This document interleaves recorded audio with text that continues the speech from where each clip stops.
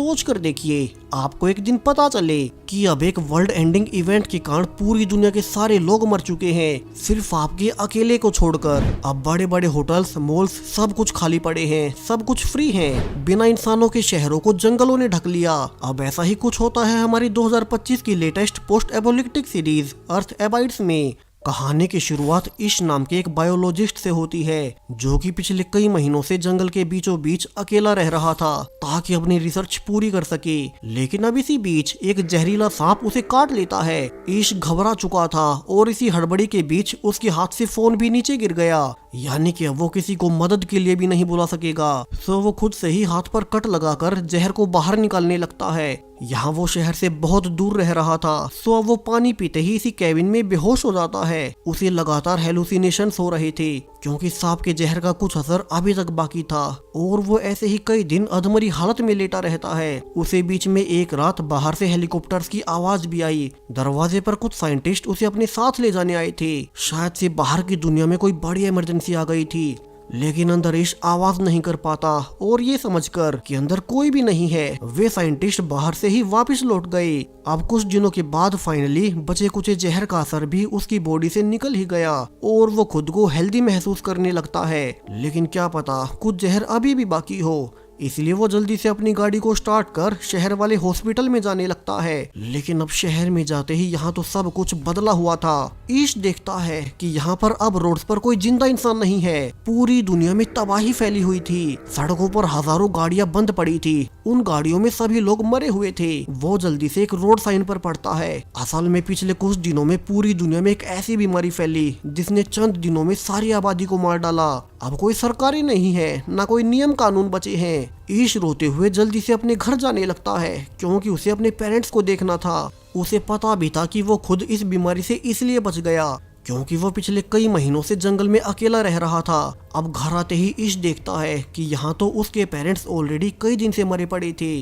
अब वो कुछ देर रियलिटी को स्वीकार करने के बाद अपने पेरेंट्स की कब्रें खोदने लगता है ताकि उनके लास्ट राइट्स कर सके। अब आने वाले कुछ दिनों में वो समझ चुका था कि यहाँ उसके टाउन में अब उसके अलावा कोई जिंदा नहीं बचा, लेकिन उसे उम्मीद थी कि उसके अलावा और भी कुछ सर्वाइवर्स बाहर तो बचे ही होंगे जो कि शायद से उस बीमारी से इम्यून रह गए होंगे। इसीलिए अब सेफ्टी के लिए साथ में गन और बाकी सप्लाईज लेकर वो लास वेगास शहर में जाने लगता है। रास्ते में जो ब्रिज उसे शहर से जोड़ता था वो भी ब्लॉक्ड पड़ा था। सो इसको काफी लंबा सफर तय करने के बाद दूसरे रास्ते से लास वेगस में जाना पड़ता है। लेकिन अब ये शहर भी खाली पड़ा था। यहाँ दूर दूर तक कोई भी जिंदा नहीं है। बड़े बड़े होटल्स और कसिनोज खाली पड़े थे।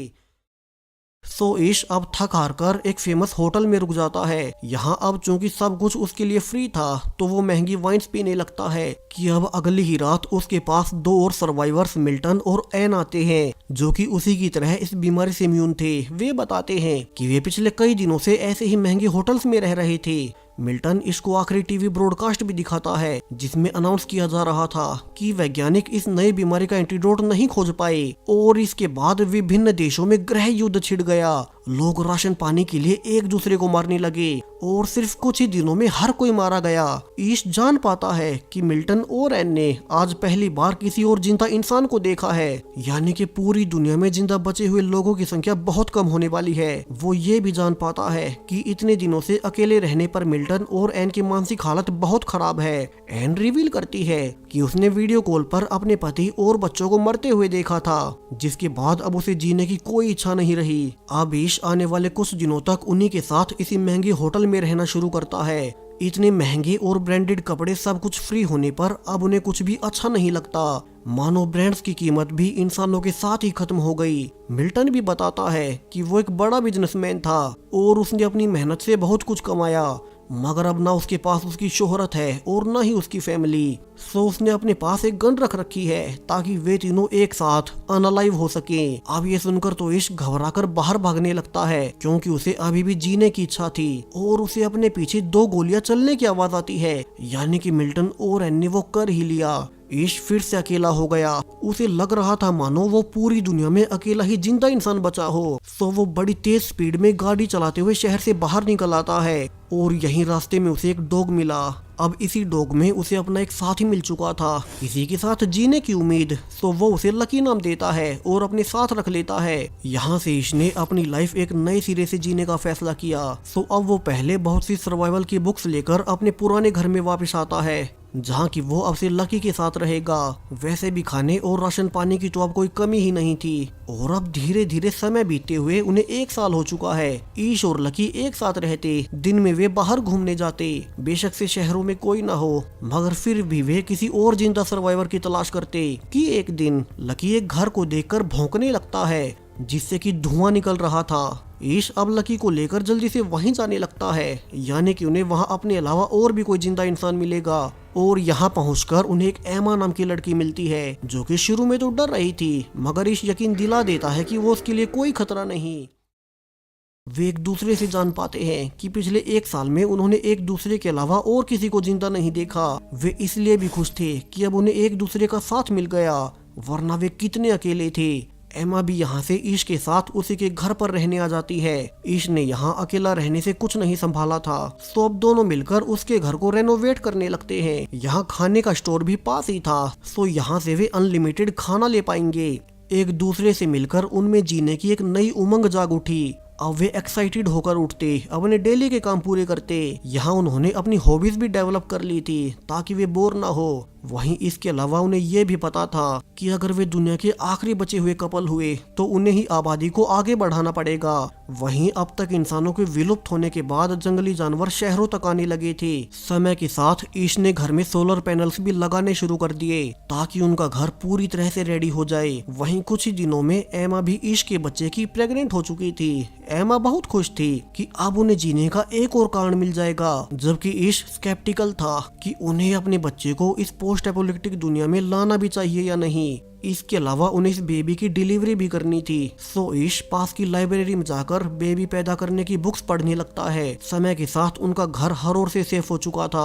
उनके घर पर सोलर पैनल्स लग गए, सो अब वे खाने को फ्रीजर में स्टोर कर पाएंगे। उन्होंने बहुत से चिकन्स और पालतू जानवर पाल लिए थे, जिनसे उन्हें अंडे और दूध मिल रहा था। उनके पास एक बड़ा हरा भरा गार्डन एरिया था। आसपास की हवा भी इंसानों के बाद साफ हो गई, यानी कि उनकी लाइफ लिटरली परफेक्ट हो चुकी थी। लेकिन अब समय के साथ उन्हें एक बड़ी प्रॉब्लम का सामना करना पड़ता है। दरअसल उनके आसपास के एरिया में चूहों की संख्या दिन प्रतिदिन बढ़ती ही जा रही थी, और अब तो वे उनके घर के पास भी आने लगे थे। सो वे अपने घर के आसपास के सारे कूड़े को जलाने लगते हैं, ताकि चूहे दूर रहें। लेकिन जब ये तरीका भी काम नहीं करता, तो उन्हें अपने घर को अंदर से सील करना पड़ता है। रात को एमा कहती है कि वे जल्द ही चूहों का कोई न कोई इलाज ढूंढ लेंगे। वैसे भी अभी तो वो अपने होने वाले बेबी के लिए खुश है। और आने वाले कुछ हफ्तों में ईश आसपास की बिल्लियों को उठा लाता है, जिससे कि टाउन में चूहे खत्म होने लगे। और आखिरकार वो दिन आ ही गया जब एमा को बेबी पैदा होना था। दोनों ने इस दिन की बहुत तैयारी कर रखी थी। सो इसके मदद करने पर उन्हें एक हेल्दी बेबी गर्ल पैदा होती है। वे खुश थे और वे टाउन में जाकर अपना एड्रेस पेंट कर देते हैं, ताकि अगर कोई और बचा हुआ इंसान उनके टाउन में आए तो वो खाने और पानी के लिए उनके घर आ सकते हैं। और अब धीरे धीरे 6 साल बीत चुके थे। आज जब ईश अपनी गाड़ी से जा ही रहा था कि रास्ते में उसकी गाड़ी के सामने एक जानवर आ जाता है। दरअसल अब जंगलों और शहरों में कोई बाउंड्री नहीं बची, तो अक्सर जंगली जानवर शहरों तक आते ही रहते हैं। अब ईश भी उसे देख ही रहा था कि इसी बीच उसे एक लड़की दिखाई देती है, जो कि डरकर उसे दूर भाग रही थी। ईश भागकर उसे जल्दी से रोकता है कि वो उनके घर चले, लेकिन वो लड़की कुछ ज्यादा ही डर रही थी। और वो ईश के उसे सेब देने पर समझ जाती है कि वो उसे कुछ नहीं कहेगा। तो वो उसके ट्रक में पीछे बैठकर घर तक आती है। यहाँ अब तक ईश और एमा ने 2 बच्चे पैदा कर लिए थे। बड़ी बेटी हैदर के पैदा होने के 2 साल बाद उन्हें एलेक्स भी पैदा हुआ। वही एमा तो अब तीसरे बच्चे से भी प्रेग्नेंट है। अब लगता है कि पूरी दुनिया की आबादी यहीं 2 बढ़ाएंगे। खैर, अब इसके अलावा उनके टाउन में लिखे एड्रेस के बाद 2 और सर्वाइवर्स उनके साथ रहने आ गए, जॉर्ज और मरीना।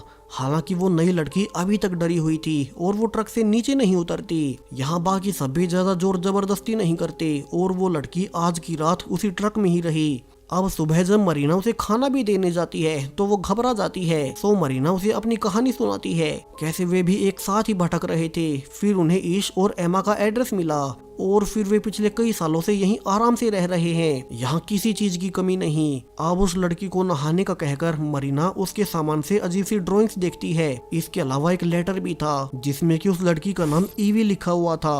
अब मरीना ये लेटर सबको दिखाती है, जिसे कि ईवी की माँ ने लिखा था कि जिसे भी ईवी मिले वो उसका ध्यान रखे। दरअसल जब वो बीमारी फैली तब ईवी के पिता ने उसे फिजिकली हैरेस किया था, जिसने उसके मन पर गहरा प्रभाव छोड़ दिया। इसलिए वो हर किसी को देखकर डर जाती है। और एक दिन ईवी की माँ ने ही उसके पिता को मारकर ईवी को बाहर भगा दिया था। पांचों अब ईवी को अपनी फैमिली में शामिल कर लेते हैं। जल्द ही एमा को भी तीसरा बच्चा पैदा हो चुका था, जिसका कि वे जोई नाम रखते हैं, क्योंकि उनकी फैमिली बढ़ती ही जा रही थी। वे आने वाले 1 साल तक खुशी खुशी एक साथ रहते हैं कि अब एक दिन उन्हें किसी के आने का सिग्नल मिलता है। तो सभी बच्चों को घर में जाने का कहकर सभी अडल्ट्स गन लेकर देखने जाते हैं कि ये कौन है। वे देखते हैं कि ये तो एक और सर्वाइवर्स का ग्रुप था जो कि टाउन में इसका एड्रेस देखकर आए थे। अब इस ग्रुप में थे मोली, जीन, एजरा और उनका बेटा रईफ। सो अब वे उन्हें भी अपने साथ ले चलते हैं। मोली रिवील करती है कि वे पिछले 8 सालों में 4 ही जिंदा लोग देख पाए, मगर उनका कोई ठिकाना नहीं था। वे मारे मारे फिर रहे थे। सो एमा कहती है यही अब उनका घर है। यहाँ वैसे भी रिसोर्सेज की कोई कमी नहीं। वे एक साथ मिलकर एक नई सोसाइटी बना सकते हैं। अब इस नए ग्रुप में मोली एक डॉक्टर रही थी, यानी कि अगर किसी मेंबर को चोट भी आती है तो ग्रुप में एक डॉक्टर का होना उनके लिए बहुत काम आएगा। अगले ही दिन ईश नए मेंबर्स को रूल समझाने लगता है। अब चूंकि शहर और जंगलों में कोई बाउंड्री नहीं बची तो बहुत बार जंगली जानवर उनके आसपास घूमते रहते हैं। इसलिए जब भी वे बाहर टाउन्स में सप्लाईज लेने जाएं तो उन्हें हथियारों और किसी न किसी के साथ जाना होगा। सभी अडल्ट्स आज एक साथ टाउन के दूसरे कोने तक आ जाते हैं, जहाँ की एक हॉस्पिटल भी था और मोली एक डॉक्टर होने के नाते यहाँ से बहुत सी दवाइयाँ ले पाएगी। अब वे काम की सभी सप्लाईज को लेकर वापिस से घर लौट आते हैं। यहाँ नई मेंबर जीन एक सिंगर हुआ करती थी, सो वो सब के लिए परफॉर्म करती है। जीन इसके अलावा अपने बॉयफ्रेंड इजरा से प्रेग्नेंट भी थी। वहीं आज जॉर्ज और मरीना भी इतने सालों बाद पहली बार इंटीमेट होते हैं। अब आने वाले महीनों में जीन और मरीना दोनों एक एक बेबी को जन्म देती है और अब ऐसे ही धीरे धीरे 14 साल बीत चुके हैं। ईश और एमा पहला कपल जिन्होंने फैमिली शुरू की थी, अब उनकी फैमिली बहुत बड़ी हो चुकी है। वे आज अपनी सबसे बड़ी बेटी हैदर का बर्थडे सेलिब्रेट कर रहे थे। यहाँ ईश अब अपने ग्रुप के सभी बच्चों को पढ़ाता ताकि उन्हें पहले वाली दुनिया का भी सब पता हो। पहले वाली दुनिया जो कि आबाद हुआ करती थी, वहाँ की सोसाइटीज काम कैसे करती थी, वहीं आगे आने वाले समय में उन्हें ही दुनिया को आगे बढ़ाना होगा। सो ईश बच्चों को सब समझाता। अब एक दिन जब बहुत तेज तूफान आया था तो वे नोटिस करते हैं कि उनका डॉग लकी तो घर पर नहीं है। ईश जल्दी से उसे ढूंढने जाता है और देखता है कि लकी तो बेचारा एक पेड़ के नीचे दबकर मारा गया। ईश इससे बहुत दुखी था क्योंकि लकी उसे तब मिला था जब उसने जीने की उम्मीद खो दी थी। लकी एमा से भी पहले से उसके साथ था, तो वे लकी की अपने गार्डन में एक समाधि बना देते हैं। उसे ग्रुप के पहले मेंबर का दर्जा मिलता है, जिसकी वजह से उनका ये ग्रुप शुरू हो पाया। और फिर समय के साथ ईश की फैमिली के मेंबर्स बढ़ते ही रहे। अब आज जब ईश अपने बच्चों को देख ही रहा था कि एक जंगली शेर उनके घर पर घुस आता है, ईश बाकी बच्चों को बचाने के लिए उसके सामने आ गया और जब तक बाकी लोग उसे बचाने आ पाते तब तक वो शेर ईश को बुरी तरह से चीर फाड़ कर जा चुका था। डॉक्टर मोली जल्दी से बाकी लोगों के साथ ईश को बचाने की कोशिश करने लगती है। फॉर्चुनेटली उनके पास सभी दवाएं थी और मोली की टाइमली एक्शन लेने से वे ईश की जान बचा ही लेते हैं। एमा भी गन के साथ जाकर उस शेर को मार गिराती है ताकि वो फिर से उनके किसी और मेंबर पर अटैक न कर दे। आने वाले कुछ हफ्तों में ईश अब फिर से चलने लग गया था और अब 17 साल पूरे होते हुए बच्चे भी बड़े हो चुके हैं। ईश अपने बेटे जोय और एलेक्स को सर्वाइवल के सारे ट्रिक्स सिखाता। वहीं एजरा का बड़ा बेटा रईफ और ईश की बड़ी बेटी हैदर एक दूसरे को पसंद करने लगे। वे अक्सर एक साथ ही रहते और वे अपनी फैमिली को कहकर अकेले बाहर की दुनिया देखने जाने का फैसला करते हैं। बाकी लोगों को भी पता था कि उन्हें आपस में ही आबादी बढ़ानी होगी, सो इससे किसी को एतराज नहीं होता और वे दोनों को गाड़ी में वेपन्स और राशन पानी देकर दुनिया घूमने के लिए भेज देते हैं। लेकिन अब आने वाले समय में उन्हें पानी की कमी पड़ने लगती है। और पास की ही डैम पर जाकर उन्हें रियलाइज होता है कि अब आसपास का सारा पानी खत्म हो रहा था। दरअसल इंसान अचानक से विलुप्त होने से मौसम का प्रोसेस बिल्कुल बदल गया, जिस कारण अब पिछले कई महीनों से बारिश नहीं हुई थी। यानी कि ग्रुप के पास पानी को लेकर बड़ी प्रॉब्लम खड़ी हो जाएगी कि तभी उन्हें 2 और गाड़ियां अपनी ओर आते हुए नजर आती हैं, यानी कि और भी सर्वाइवर्स। सो वे जल्दी से अपने घर आकर सबको सतर्क करते हैं, क्या पता ये नए सर्वाइवर्स खतरनाक हों और उनसे उनका घर छीनने आए हों। दरअसल ये ग्रुप चार्ली का था और वो रिवील करता है कि वे यहाँ पर ऑयल का सौदा करने आए हैं। दरअसल उनके पास एक ड्रिल मशीन थी जिसे कि वे जमीन में ड्रिल कर ईश के ग्रुप के लिए हैंडपंप लगा देंगे और उन्हें पानी मिलता रहेगा। लेकिन इसके बदले में उन्हें उनका सारा ऑयल चाहिए ताकि वे यहाँ से ड्राइव कर 500 मील आगे दूसरे हिस्सों में जा सके। अब इसके ग्रुप के पास वैसे भी पानी की कमी थी तो वे इस ऑफर को मान जाते हैं। वैसे भी वे ऑयल का क्या ही करेंगे। सो इश के कहने पर अब चार्ली के ग्रुप के लोग एक जगह पर ड्रिल करना शुरू कर देते हैं। इस प्रोसेस में वैसे भी कई दिन लगने वाले थे तो तब तक चार्ली का ग्रुप उनकी वेंट्स में ही रहेगा। वहीं ईश समय के साथ नोटिस भी करता है कि चार्ली उतना भी सीधा नहीं, उसने रिसोर्सेज के लिए कई सारे सर्वाइवर्स को मारा था। और ये सब जानने के बाद ईश अपने ग्रुप को अकेले में कहता है कि उन्हें चार्ली से सावधान रहना होगा और साथ ही अपने इस घर की सेफ्टी करनी होगी। एमा कहती है कि वैसे भी ड्रिल पूरी होते ही वे चले ही जाएंगे तो उन्हें ज्यादा परेशान नहीं होना चाहिए। आने वाले 2 दिनों तक ड्रिलिंग जारी रहती है और फाइनली 4 दिनों के बाद उन्होंने नीचे से पानी निकाल ही लिया। इसे सभी खुश थे और इस चार्ली से कहता है कि अब उनका सौदा पूरा हुआ, वे उनका सारा ऑयल लेकर यहाँ से जा सकते हैं। रात को सब इकट्ठे होकर सेलिब्रेट भी करते हैं। हालांकि ईश चिंता में था क्योंकि चार्ली बहुत खतरनाक है और ऐसा लग नहीं रहा कि वो आसानी से यहाँ से चला जाएगा। अब रात को सबके सोने के बाद ईश को बाहर से किसी के चिल्लाने की आवाज आती है और वो बाहर आकर देखता है कि चार्ली एक रूम से निकल रहा था, जबकि बाहर उसका साथी साइलस पहरा दे रहा था ताकि वो उसे किसी के आने पर इशारा दे सके।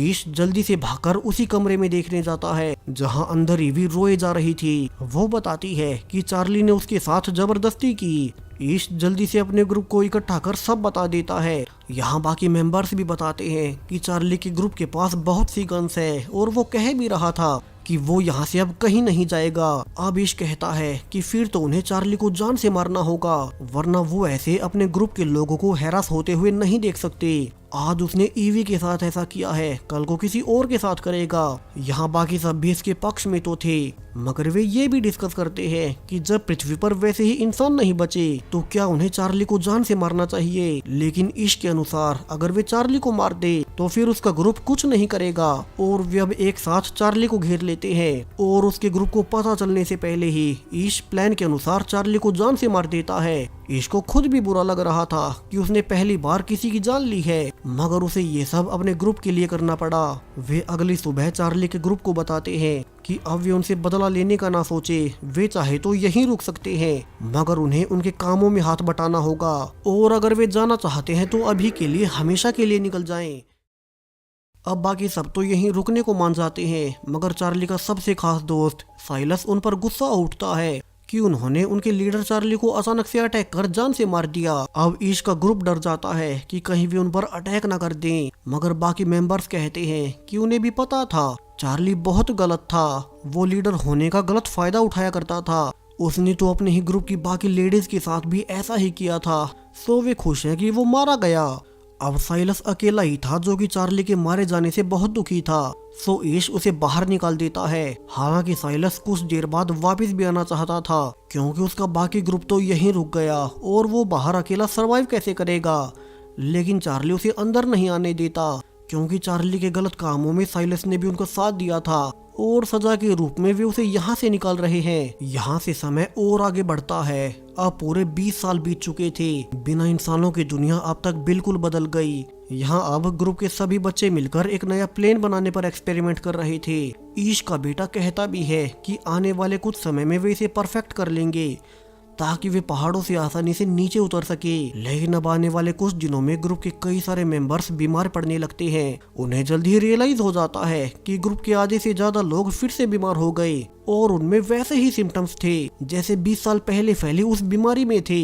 डॉक्टर मोली अब रिवील भी करती है कि वैसे तो वे उस बीमारी से इम्यून हो चुके थे, लेकिन अब समय के साथ वो वायरस और इवोल्व हो गया। हालांकि ये नई स्ट्रेन इतनी भी पावरफुल नहीं है, तो वो इसका इलाज ढूंढ लेगी। सो अब बचे हुए मेंबर्स बीमार लोगों की देखभाल करना शुरू करते हैं। यहाँ ईश का बेटा जोई तो और बुरी हालत में था, जहाँ पूरा ही ग्रुप इसकी वजह से परेशान तो था ही कि एक दिन ईश की बड़ी बेटी हैदर घर अकेली वापस लौटती है, जो कि रीफ के साथ बाहर की दुनिया घूमने गई थी, और वो भी अब अपनी ट्रिप के बारे में सब कुछ बताना शुरू करती है। वो रीफ अपनी गाड़ी लेकर बहुत सारे शहरों को पार कर आगे बढ़ रहे थे।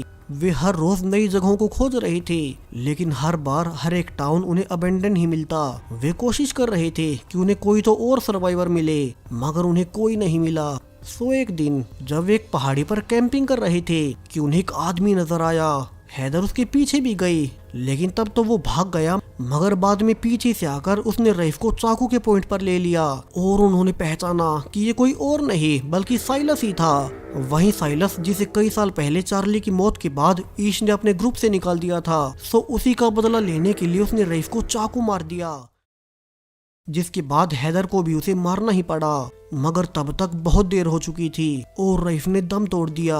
उसे वहीं बीच पर दफनाने के बाद हैदर ने वापस आना शुरू किया और रास्ते में गाड़ी बंद पड़ने के बाद उसने अपना बाकी का सफर पैदल ही तय किया। यहाँ से उसे भी पता चलता है कि आधे से ज्यादा मेंबर्स उसी बीमारी से ग्रस्त हो गए, जो कि 20 साल पहले फैली थी, मगर ये वेरिएंट पहले जितना पावरफुल नहीं रहा और डॉक्टर मोली इसी का इलाज ढूंढ रही है।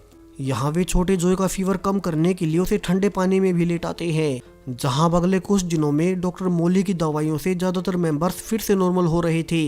लेकिन ये दवाई जोए पर काम नहीं करती और वो अपने पेरेंट्स से आखिरी बार बात करके दम तोड़ ही देता है।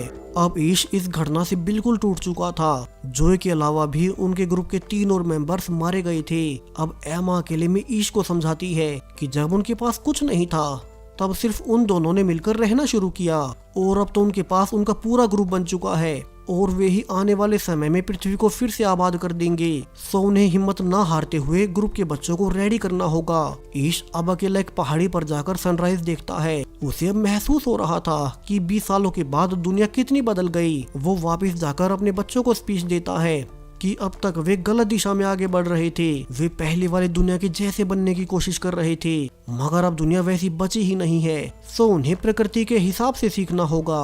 अब उन्हें नेचर ही सिखाएगा। अब से उन्हें वो सीखना होगा जो उन्हें इस नई दुनिया में रहने में मदद करे। और अब वे एक साथ मिलकर रेडियो को फिर से चालू करने लगते हैं, ताकि वे आपस में एक कम्युनिकेशन बना सके, जहाँ से अब वे एक साथ मिलकर अपनी नई इंसानी सोसाइटी खड़ी करेंगे। वे सोशल इवेंट्स रखेंगे ताकि बच्चों को पता लग सके कि कैसे इंसान एक सोशल जीव है। और वे आसपास जाकर बर्बाद हो चुके शहरों को अपने हिसाब से रेनोवेट करना शुरू करते हैं, ताकि वे इस नई दुनिया की नई सोसाइटी शुरू कर सके, जहाँ अब धीरे धीरे इस नई दुनिया को 50 साल बीत चुके थे।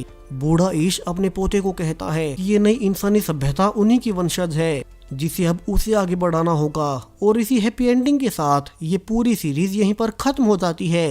सो अगर आपको वीडियो पसंद आया हो तो चैनल को सब्सक्राइब करते जाएं और भी ऐसे ही वीडियोस के लिए। Thank you.